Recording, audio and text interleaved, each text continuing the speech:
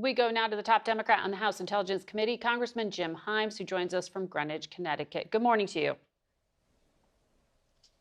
Good morning, Margaret. So you just heard the border czar, the White House representative here, make his argument. Politically speaking, though, I mean, this shutdown was intended by Democrats to try to constrain ICE and how it had been acting. But practically speaking, ICE is already funded. In fact, it's one of the few DHS entities where people are getting paid because they had so much funding from the president's last bill. And now their portfolio is expanding because they're in American airports across the country. So what did Democrats get out of this standoff? Yeah, well, Margaret, the standoff is not done yet, right? The president is illegally paying, apparently, TSA agents.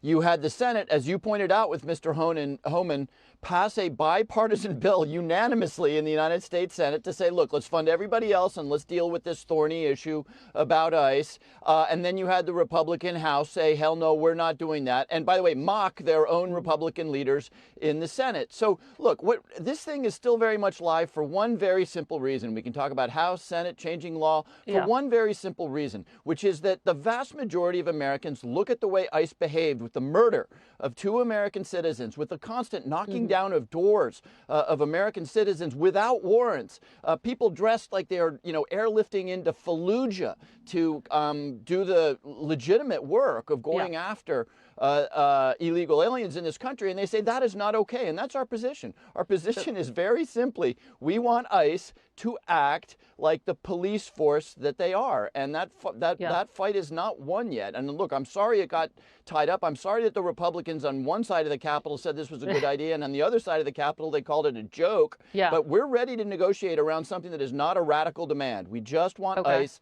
to act like proper police officers. So in the meantime, the president's redirecting existing funding to pay TSA agents. You said he was illegally paying them. You believe that he is violating the law in this interpretation that the White House says they have? Well, it's not that I believe it, it's that I know it, right? I mean, if there's one power that Congress has, it is the power of the purse. Now, this president has, of course, consistently and universally said that he, in fact, has that power. But any American that went through 4th grade civics, no, they should be paid. They should have never been held hostage. And we had a deal come out unanimously from the Senate that if it had passed, right now they would be getting paid. And we wouldn't be talking about the constitutional power of the purse. But Mike Johnson, leader of the House of Representatives, said hell no to what his Republicans in the Senate said yes to. So there were 3 Democrats, though, who got on board with Speaker Johnson, the House version of this bill, even without any new accountability measures in it. Congresswoman Gluesenkamp-Perez says she did so because she thinks it's wrong not to pay people for their work, and Democrats had set unattainable goals.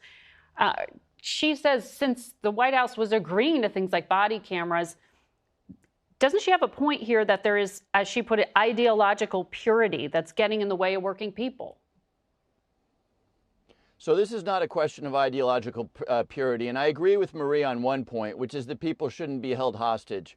And we can come back to that. But this is not extreme demands by any stretch of the imagination. Again, we're asking that guys not dress like Navy SEALs when they go into Minneapolis. We're asking that they wear badges the way every other police officer does, that they have warrants when they break down doors. And some of those things have been agreed to. Purity. This is basic adherence to the law. Yeah, well, okay, so if it's all agreed to, let's pass the law which codifies it. Because you know what? We don't trust the president when he says, okay, no masks, any more than we trust him when he says, oh, well, now I'm negotiating with the Iranians, when he's not, right? So if this is so easy, fine, let's codify it into law. But they're not, they're not willing to do that. Now, where Marie is right, and this is important, we have gotten too used to using shutdowns as a mechanism of getting what we want legislatively. And what that implies is that people like TSA agents or folks that work in the federal government for the Department of Agriculture or so don't get paid when one party throws a tantrum, right? Now, in this case, I happen to believe that the American people,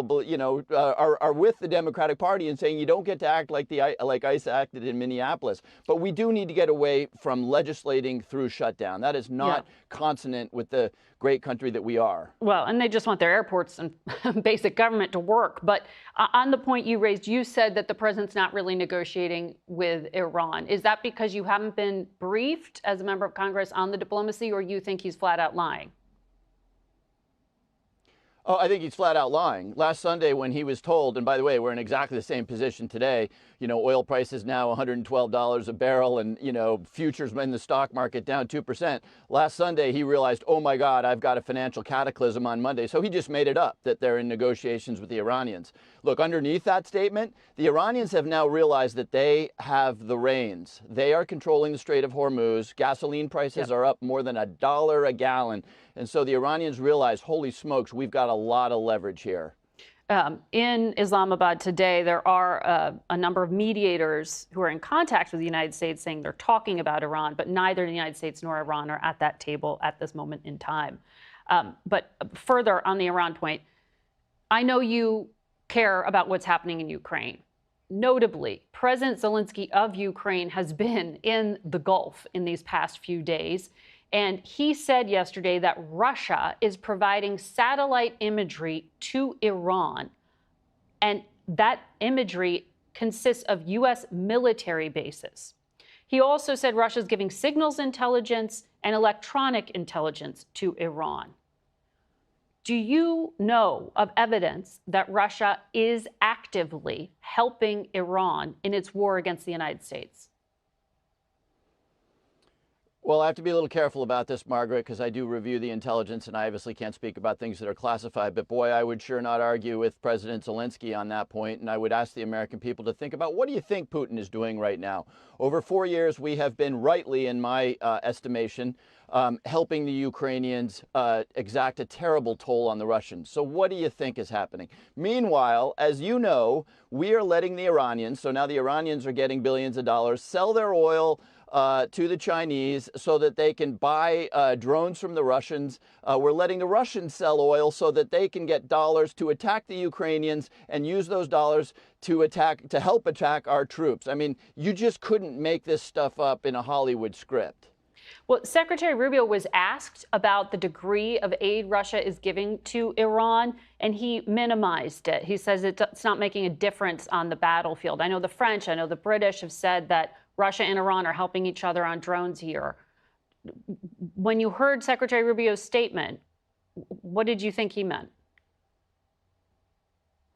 I think it is very much in Marco Rubio's interest as one of the chief cheerleaders of this war that the American people are now coming to realize is a catastrophe, another quagmire for Marco Rubio to say things like, oh, they're not making a difference. Well, I don't agree with Marco Rubio on that point.